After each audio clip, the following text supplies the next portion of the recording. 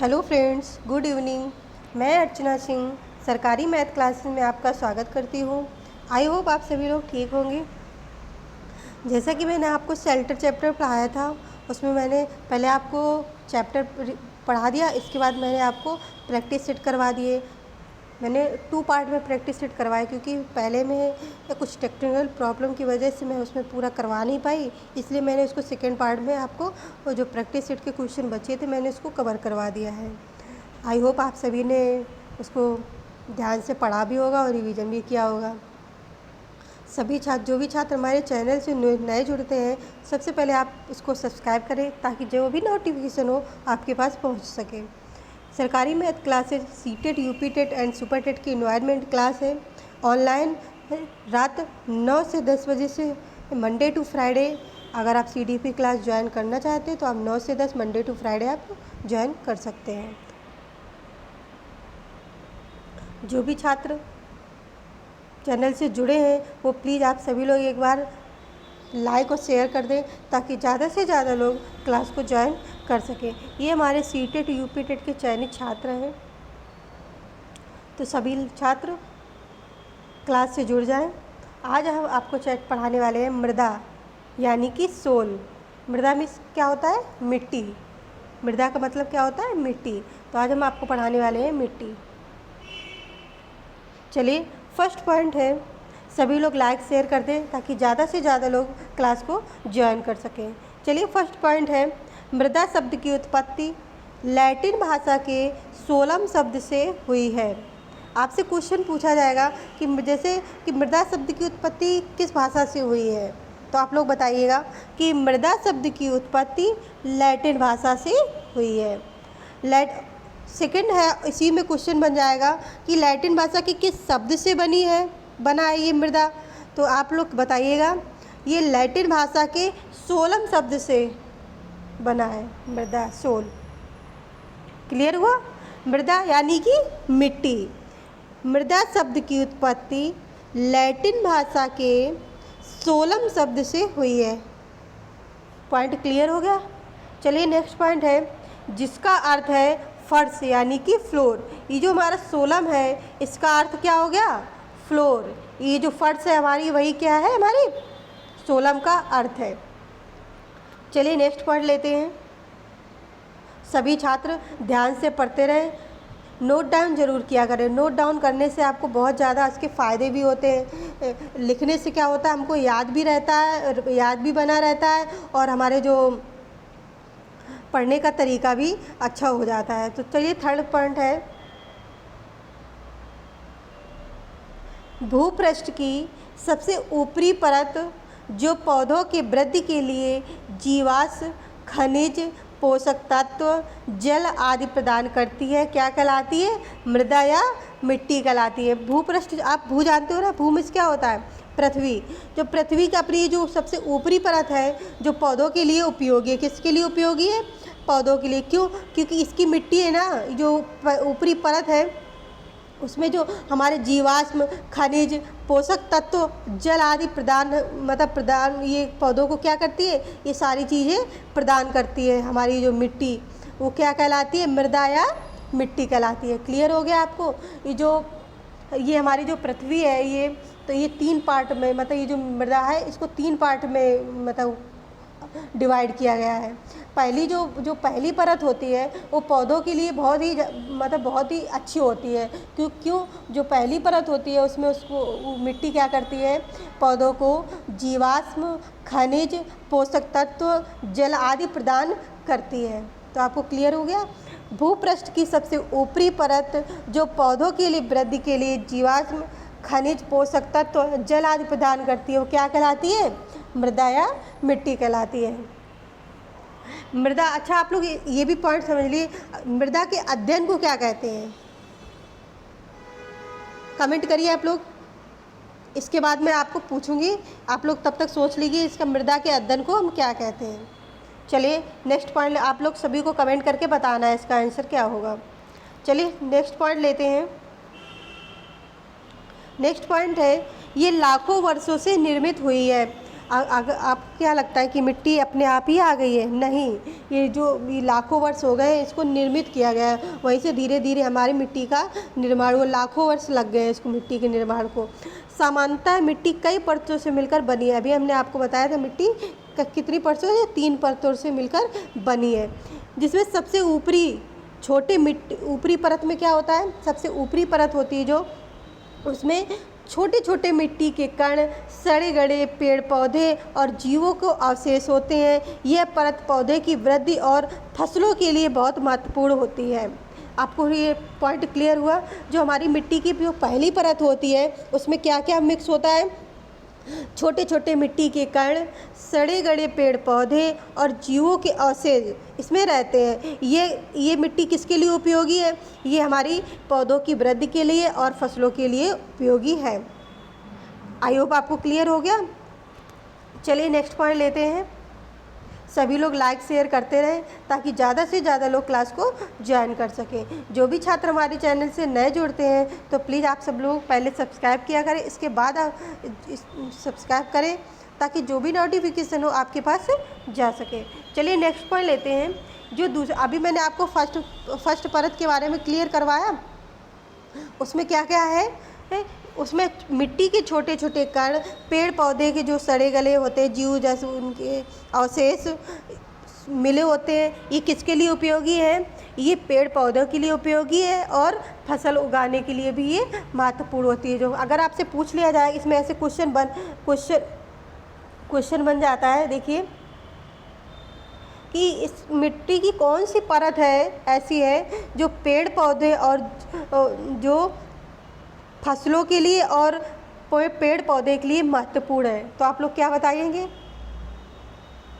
ऐसी कौन सी मिट्टी की जो परत है जो पेड़ पौधों की वृद्धि और फसलों के लिए उपयुक्त या बहुत महत्वपूर्ण है? तो क्या बताएंगे? जो मिट्टी की सबसे ऊपरी परत होती है वो हमारी सबसे महत्वपूर्ण है फसलों और पौधों के लिए।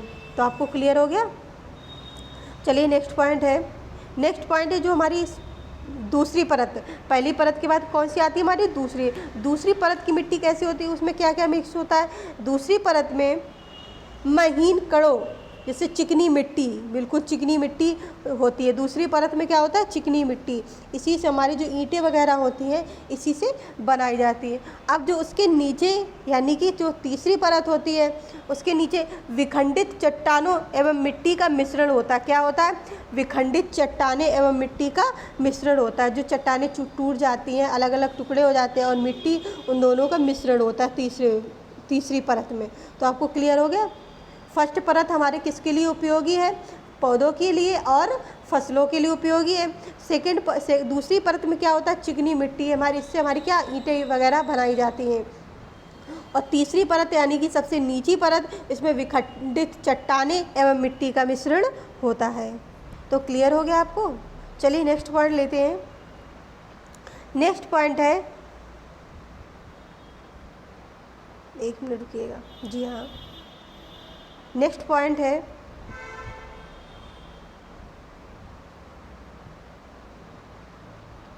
अपक्षय और अपरदन के कारण भूपृष्ठ की चट्टानें टूटकर छोटे छोटे टुकड़ों में बंट जाते हैं तथा इसमें वनस्पति और जीव जंतुओं के सड़े गले अंश भी सम्मिलित हो जाते हैं, जिसे क्या कहते हैं? ह्यूमस कहते हैं। ह्यूमस कहते हैं। अब ये ह्यूमस आया भी है क्वेश्चन में कि ह्यूमस किसे कहते हैं। ये जो भूपृष्ठ की चट्टानें होती हैं हमारी, तो उसमें क्या होता है कि टूटकर छोटे छोटे टुकड़ों में बढ़ जाती है। क्यों बढ़ जाती हैं? क्योंकि सब देखा आपने कि गर्मियों में बहुत तेज़ धूप होती है, तो चट्टानों में क्या होता है? बहुत तेज़ी से धूप पड़ती है। इसके बाद बारिश भी कितनी, कभी कभी कहीं तेज़ बारिश हो जाती है, कहीं हल्की बारिश। जब तेज़ बारिश होती है तो चट्टानों पे क्या, पहले तो उसमें गर्मी का प्रभाव पड़ा, इसके बाद उसमें बरसात हुई और भी कई सारी उसमें चट्टानों, तो इसके कारण वो क्या कहते हैं? चट्टानें टूट जाती हैं। तो उसमें और जब चट्टानों के छोटे छोटे टुकड़े हो जाते हैं और उसी में जो वनस्पति, जो पेड़ पौधे के जो सड़े गल जाते हैं, जीव जंतु जो सड़े गले उनके अंश भी पाए जाते, सम्मिलित हो जाते हैं, उन्हें क्या कहते हैं? ह्यूमस कहते हैं। आपको क्लियर हो गया? जो चट्टानों के छोटे छोटे टुकड़े और उसी में वनस्पति और जीव जंतु के सड़े गले अंश सम्मिलित रहते हैं, ये मिले रहते हैं, उसे क्या कहते हैं हम? ह्यूमस कहते हैं। तो आपको क्लियर हो गया ह्यूमस किसे कहते हैं। चलिए नेक्स्ट पॉइंट लेते हैं। पौधों की वृद्धि सामान्यतया 6-7 पीएच वाले, जब आपको हम आपको अम्ल और क्षार पढ़ाएंगे, उसमें हम पीएच मान बताएंगे आपको। अगर पीएच मान 7 से कम होता है तो ये हमारा अम्लीय होता है, और अगर पीएच मान 7 से ज़्यादा होता है तो ये हमारा क्या होता है, क्षारीय होता है। तो जैसे पौधों की वृद्धि सामान्यतः 6-7 पीएच मान वाले मृदा में होती है। जैसे जो पौधों की वृद्धि होती है इसका पीएच मान 6 और 7 के बीच में रहता है, ना तो कम होता है और ना ही ज़्यादा होना चाहिए इसका पीएच मान, क्योंकि अगर कम हो जाता है तो भी हमारे जो पेड़ पौधे उनको नुकसान है, और ज़्यादा हो जाता है तो भी हमारे पेड़ पौधों को नुकसान है। तो जैसे अधिक अम्लीय तथा अधिक क्षारीय मृदा पौधों के लिए हानिकारक है। अभी मैंने बताया पौधों के लिए अगर अधिक अम्लीय होगी मिट्टी, ये भी हमारे पौधों के लिए नुकसानदायक है, हानिकारक है। अगर ज़्यादा क्षारीय होती है तो भी हमारे पौधों के लिए हानिकारक है।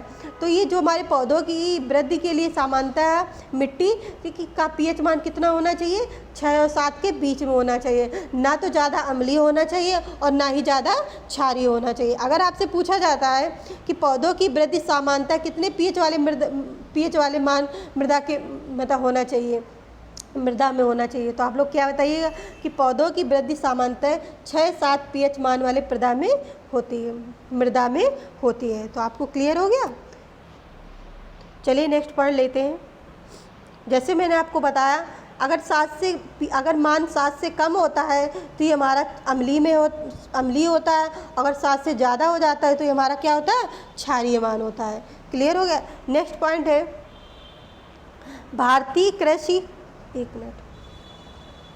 भारतीय कृषि अनुसंधान परिषद में सन 1953 में अखिल भारतीय भूमि उपयोग तथा मृदा सर्वेक्षण संगठन की स्थापना की, जिसने भारतीय मिट्टियों का वर्गीकरण भी प्रस्तुत किया। अगर आपसे पूछ लिया जाता है कि भारतीय कृषि अनुसंधान परिषद किस सन में आया, तो आप लोग क्या बताएंगे, 1953 में।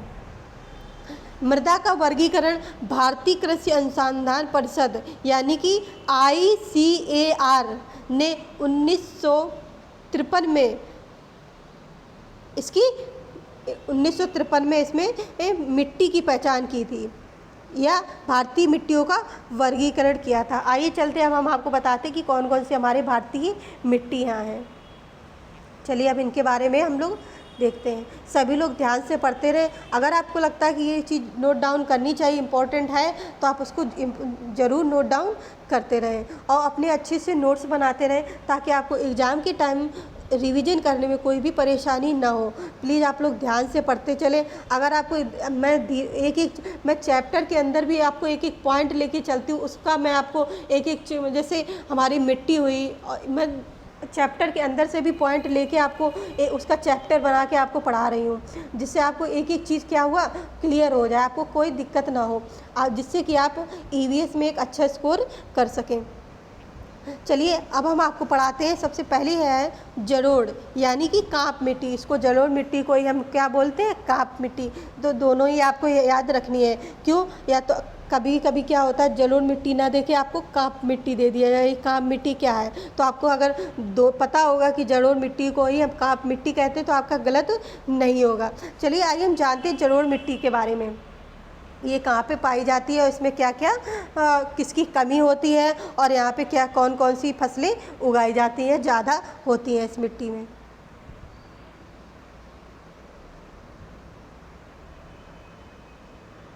जी हाँ, फर्स्ट है हमारी जलोढ़ मिट्टी। कौन सी है, जलोढ़ या काप मिट्टी। ये मिट्टी विशाली मैदानों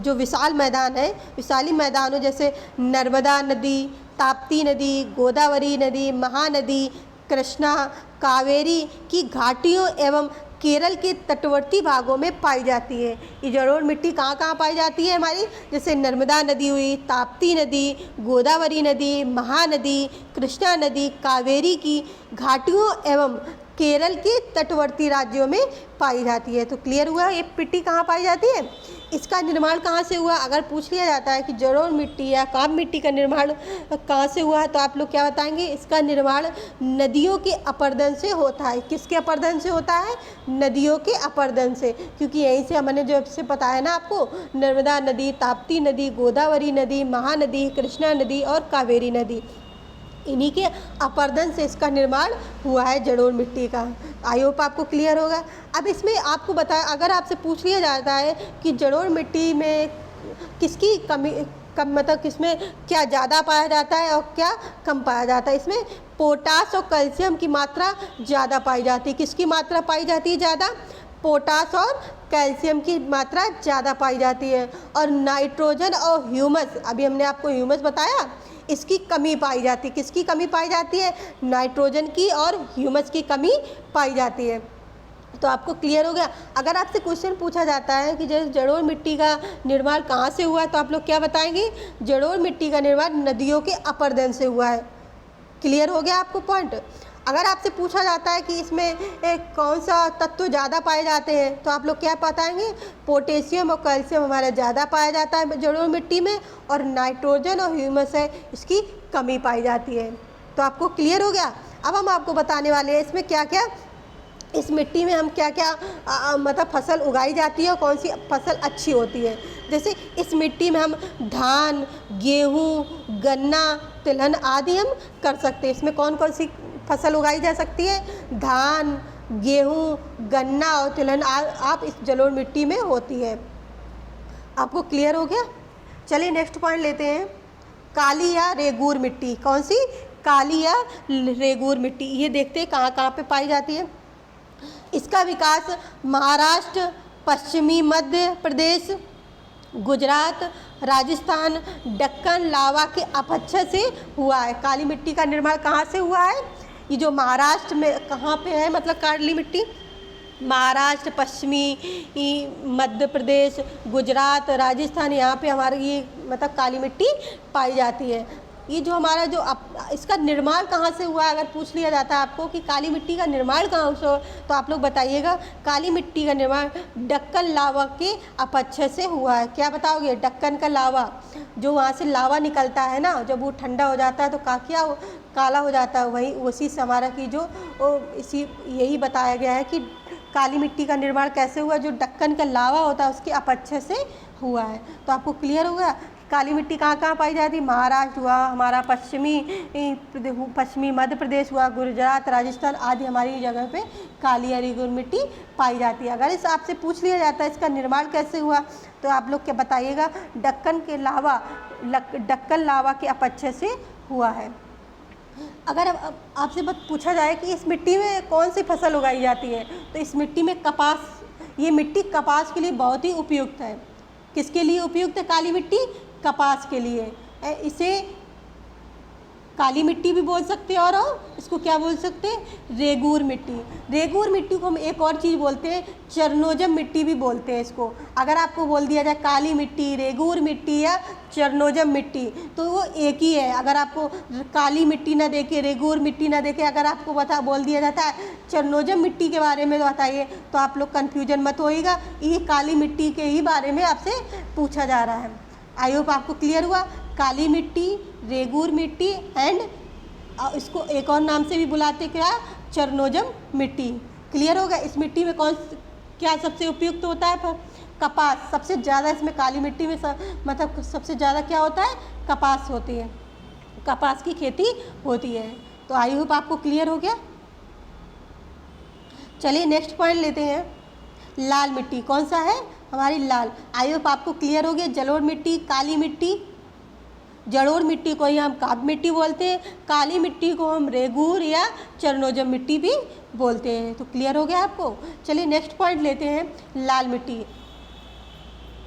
लाल मिट्टी कहाँ कहाँ पे पाई जाती है? ये हमारी मिट्टी तमिलनाडु में, कर्नाटक में, महाराष्ट्र, आंध्र प्रदेश, उड़ीसा एवं झारखंड के क्षेत्रों में पाई जाती है। आप लोग हो सके तो नोट डाउन जरूर कीजिएगा, ताकि आप एक बार अगर इसको पढ़ेंगे तो आपको ये लर्न करने में कोई दिक्कत नहीं होगी। मैं एक एक पॉइंट धीरे धीरे बता रही हूँ, अगर आप लिखना चाहते हैं तो आप आराम से इसको लिख सकते हैं। जैसा कि मैंने आपको बताया लाल मिट्टी कहाँ कहाँ पाई जाती है?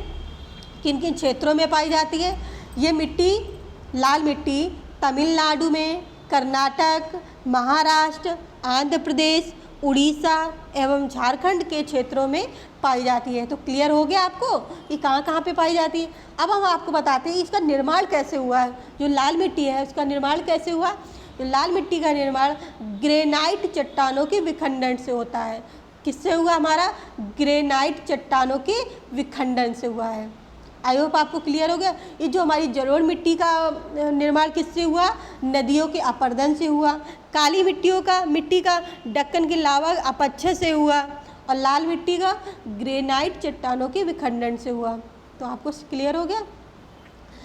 लाल रंग, इनका जो लाल रंग के लोहे के ऑक्साइड की उपस्थिति के कारण हुआ है। अगर आपसे पूछ लिया जाता है इसकी जो मिट्टी लाल मिट्टी ये किसके कारण हुआ है, तो आप लोग बताएंगे इसका लाल रंग लोहे के ऑक्साइड की उपस्थिति के कारण हुआ है। तो आपको क्लियर हो गया। इस मिट्टी में कौन सी फसल उगाई जाती है? तो लाल मिट्टी में बाजरा फसल उगाई जाती है। मतलब ये खाद्यान्न के लिए उपयुक्त है बाजरा। क्लियर हो गया आपको। काली मिट्टी में हमारा कपास है जो सबसे उपयुक्त है काली मिट्टी के लिए, मतलब मिट्टी के लिए। और लाल मिट्टी में हमारा क्या उगाया जाता है? बाजरा। यह मिट्टी बाजरा जैसे खाद्यान्न के लिए बहुत ज़्यादा ही उपयुक्त है। आई होप आपको क्लियर हो गया। चलिए अब हम आपको बताते हैं लैटराइट मिट्टी। कौन सी मिट्टी है हमारी? लैटराइट मिट्टी। फोर्थ ये देखते हैं लैटराइट मिट्टी हमारी कहाँ कहाँ पाई जाती है। भारत में यह मिट्टी मेघालय पठार, पश्चिमी एवं पूर्वी घाटों के क्षेत्रों में पाई जाती है। लैटराइट मिट्टी कहाँ पाई जाती है? यह भारत के मेघालय पठार, पश्चिमी एवं पूर्वी घाटों के क्षेत्रों में पाई जाती है। आई होप आप सब क्लियर हो गया ये कहाँ पे पाई जाती है। इसका स्वरूप ईंट जैसा होता है। जैसे लैटराइट मिट्टी है, इसका देखने में कैसी होती है? ईंट तो आपने सभी ने देखी होगी। इसका स्वरूप ईंट के जैसा होता है। भीगने पर यह मुलायम और सूखने पर कठोर हो जाती है। जब ये जो लैटराइट मिट्टी है जब अगर भीग जाती है तो वो क्या हो जाती है? मुलायम हो जाती है। और जब वो सूख जाती है तो बहुत ज़्यादा कठोर हो जाती है। तो आपको इसकी खासियत पता चल गई। लैटराइट मिट्टी कहाँ किन क्षेत्रों में पाई जाती है? तो लैटराइट मिट्टी ये मेघालय के पठार, पश्चिमी एवं पूर्वी घाटों के क्षेत्रों में पाई जाती है। इसका स्वरूप कैसा होता है? इसका स्वरूप ईंटों जैसा होता है। अगर जैसे हम लैटराइट मिट्टी को गीला करते हैं तो देखते हैं कि वो मिट्टी मुलायम हो जाती है। अगर वही मिट्टी अगर सूख जाती है तो कैसी हो जाती है? हमारी कठोर हो जाती है। आई होप आपको क्लियर होगा। इनकी उर्वरता कम होती है। इसकी जो उर्वरता होती है बहुत ही कम होती है। इसमें काजू आदि की फसलें होती हैं। लैटराइट मिट्टी में कौन सी फसल होती है? काजू की फसल होती है। लैटराइट मिट्टी में कौन सी फसल होती है? काजू की फसल होती है। तो आपको क्लियर हो गया। जलोढ़ मिट्टी में हम कौन कौन सी फसल उगा सकते हैं? धान, गेहूँ, गन्ना और तिलहन आदि फसल हम उगा सकते हैं। काली मिट्टी हमारी किसके लिए उपयुक्त है? कपास के लिए। लाल मिट्टी हमारे किसके लिए उपयुक्त है? बाजरा के लिए। और लैटराइट मिट्टी हमारी किसके लिए उपयुक्त है? काजू के लिए। तो आपको ये 4 बातें क्लियर हुई। एक एक पॉइंट, ये मिट्टी कहाँ कहाँ पर किन किन क्षेत्रों में पाई जाती है और इनका निर्माण कैसे हुआ, मैंने एक एक पॉइंट आपको क्लियर कर दिया। आई होप आपको समझ में भी आया होगा। फिर भी आपको कोई भी पॉइंट समझ में ना आ रहा हो तो प्लीज़ आप सभी लोग कमेंट करके पूछिएगा। जो भी छात्र हमारे चैनल से नए जुड़ते हैं प्लीज़ आप सभी लोग उसको पहले सब्सक्राइब करें ताकि जो भी नोटिफिकेशन हो आपके पास से जा सके। और जो भी छात्र हमारे चैनल से जुड़े हों वो प्लीज़ क्लास लेने से पहले आप सभी को लाइक और शेयर कर दिया करें ताकि ज़्यादा से ज़्यादा लोग ये छात्र क्लास को ज्वाइन कर सकें। अगर आपको सीडीपी की क्लास या मैथ की क्लास लेनी है तो आप सीडीपी की क्लास 6 से 7 ले सकते, शाम को 6 से 7 बजे इसकी क्लास चलती है तो आप ले सकते हैं। और मैथ की क्लास लेनी है तो आपको 10 से 11 मैथ की क्लास चलती है शाम को और रात में, तो आप मैथ की क्लास को ज्वाइन कर सकते हैं। चलिए नेक्स्ट पॉइंट है पर्वतीय मिट्टी। कौन सी मिट्टी है हमारी? पर्वतीय मिट्टी। ये देखिए पर्वतीय मिट्टी कहाँ पे पाई जाती है। यह मुख्यतः हिमालय के पश्चिमी घाट, पूर्वी घाट, प्रायद्वीपीय भारत के अन्य पर्वत श्रेणियों में पाई जाती है। कहाँ कहाँ पे पाई जाती है? हिमालय पश्चिमी घाट, पूर्वी घाट, प्रायद्वीपीय भारत की अन्य पर्वत श्रेणियों में पाई जाती है। पर्वतीय मिट्टी है तो आप थोड़ा सा सेंस भी लगा सकते हैं कि ये पर्वतीय मिट्टी है, तो ये भारत के पर्वतीय श्रेणियों क्षेत्रों में ही पाई जाती होगी। और कहाँ कहाँ भी पाई जाती है? हिमालय के पश्चिमी घाट, पूर्वी घाट और प्रायद्वीपीय भारत में। आई होप आपको क्लियर हुआ। इस मिट्टी में हम क्या क्या, इस मिट्टी को में हम क्या कौन कौन सी फल उत्पादन मतलब इसको उपयुक्त कर फसल के लिए उपयुक्त है। तो ये हमारी मिट्टी चाय के लिए, कहवे के लिए, मसाले के लिए, फलों के लिए आदि के लिए उत्पादन के लिए उपयुक्त है। पर्वतीय मिट्टी किसके किसके लिए? चाय, कहवा, मसाला, फलों के उत्पादन के लिए उपयुक्त है। अगर आपसे पूछ लिया जाता है कि पर्वतीय मिट्टी में कौन कौन सी हम क्या क्या किसके लिए उपयुक्त है, तो आप लोग क्या बताएंगे? चाय, कहवा, मसाला, फलों के उत्पादन के लिए उपयुक्त है। आई होप आपको समझ में आ गया। आप लोग बताइएगा, अगर आपसे पूछ लिया जाता है कि पर्वतीय मिट्टी किन किन क्षेत्रों में पाई जाती है, तो आप लोग क्या बताएंगे? हिमालय, पर्वतीय घाट, पूर्वी घाट और प्रायद्वीपीय भारत और अन्य पर्वत श्रेणियों में ये मिट्टी पाई जाती है। तो आपको क्लियर हो गया इसके बारे में। चलिए नेक्स्ट पॉइंट है शुष्क या मरुस्थलीय मिट्टी। कौन सा पॉइंट है? शुष्क या मरुस्थलीय मिट्टी। शुष्क बोल दे, शुष्क मिट्टी या मरुस्थलीय मिट्टी, तो आप लोग समझ सकते हैं कि किसके बारे में बताया जाता है। अब हम आपको जानते हैं कि मरुस्थलीय मिट्टी या शुष्क मिट्टी कहाँ कहाँ किन किन क्षेत्रों में पाई जाती है। इसका विस्तार है राजस्थान, सौराठ, कच्छ, हरियाणा एवं दक्षिणी पंजाब में है। कहाँ कहाँ पे पाई जाती है ये मिट्टी? राजस्थान, सौराठ, कच्छ, हरियाणा एवं दक्षिण पंजाब में ये मिट्टी शुष्क या मरुस्थलीय मिट्टी पाई जाती है। ये मिट्टी कैसी होती है? ये मिट्टी बजरी युक्त मिट्टी होती है। अगर आपसे पूछ लिया जाता है कि बजरी युक्त मिट्टी कौन सी मिट्टी है, तो आप लोग बताएंगे बजरी युक्त मिट्टी मरुस्थलीय मिट्टी है, क्योंकि ये मरुस्थलीय मिट्टी ही है जो बजरी युक्त मिट्टी है। इसमें क्या है? नाइट्रोजन, कैल्शियम की कमी पाई जाती है। मरुस्थलीय मिट्टी में किसकी कमी पाई जाती है? नाइट्रोजन और कैल्शियम की कमी पाई जाती है। इस मिट्टी में हम जो मरुस्थलीय मिट्टी है इसमें कौन कौन सी फसल उगा सकते हैं? जैसे बाजरा हुआ, ज्वार हुआ, मोटे अनाज की फसल उगाई जाती है। शुष्क या मरुस्थलीय मिट्टी में कौन कौन सी फसल उगाई जाती है? ज्वार, बाजरा, मोटे अनाज की फसल उगाई जाती है। अगर आपसे पूछ लिया जाता है कि ज्वार या मोटे अनाज या बाजरा कौन सी किस मिट्टी में उगाई जाती है, तो आप लोग क्या बताएंगे? ये ज्वार हुआ, बाजरा हुआ, ये मोटे अनाज हुआ, ये हमारी मरुस्थलीय मिट्टी में उगाई जाती है। तो आपको ये जो मेन पॉइंट थे मैंने आपको क्लियर करवा दिए। लवणी या क्षारीय मिट्टी, आपको दलदली युक्त मिट्टी, हमारे कच्छ के रण वगैरह में दलदली युक्त मिट्टी पाई जाती है। तो इसमें ये जो मेन पॉइंट थे मैंने आपको सारे क्लियर करवा दिए। यही पेपर में आपके पूछे जाएंगे, तो आप इन्हीं को आप नोट डाउन भी कर लें और आपको अच्छे से इसको रिवीजन कर लिए। आई होप आपको क्लियर हो गया। जैसा कि मैंने आपको एक क्वेश्चन दिया था, कौन सा क्वेश्चन दिया था कि हम मृदा के अध्ययन को हम क्या बोलते हैं, तो आप लोग बताइए। पता चल गया आपको क्या बोलते हैं? जी हाँ, मृदा के अध्ययन को हम मृदा विज्ञान यानी कि पेडोलॉजी बोलते हैं। क्या बोलते हैं? पेडोलॉजी इंग्लिश में, और हिंदी में मृदा विज्ञान बोलते हैं। आई होप आप सबको मिट्टी के बारे में क्लियर हो गया। तो सभी छात्र एक बार ध्यान से इसको पढ़ते रहें और नोट्स ज़रूर बनाते रहें, ताकि आपको रिवीजन करने में इसको आसानी हो। ऐसे ही आपको मिट्टी के बारे में आपसे क्वेश्चन कर लिए जाएंगे कि मृदा के अध्ययन को आप बहुत, जब आप यूपी टेट का एग्ज़ाम देंगे तो आपको डायरेक्ट ही पूछ लिया जाएगा कि मृदा के अध्ययन को क्या कहते हैं? मृदा के अध्ययन को हम मृदा विज्ञान कहते हैं। जो मिट्टियाँ होती हैं भारतीय किसान की अमूल संपदा होती है। जो मिट्टी होती क्या है? हमारे भारतीय किसान की क्या होती है? अमूल संपदा होती है। इस पर देश का संपूर्ण कृषि उत्पादन निर्भर करता है। आई होप आप सबको क्लियर हो गया। अगर आपसे पूछ लिया जाता है ये जो लाल मिट्टी है, ये लाल मिट्टी किस कारण लाल, इसका रंग, इसका कलर क्यों, किस कारण लाल होता है, तो आप लोग क्या बताएंगे? हमने अभी आपको बताया, अब हम आपसे क्वेश्चन कर रहे हैं किस कारण ये लाल हो जाती है मिट्टी? जी हाँ, ये लोहे की ऑक्साइड की उपस्थिति के कारण इसका कलर लाल हो जाता है।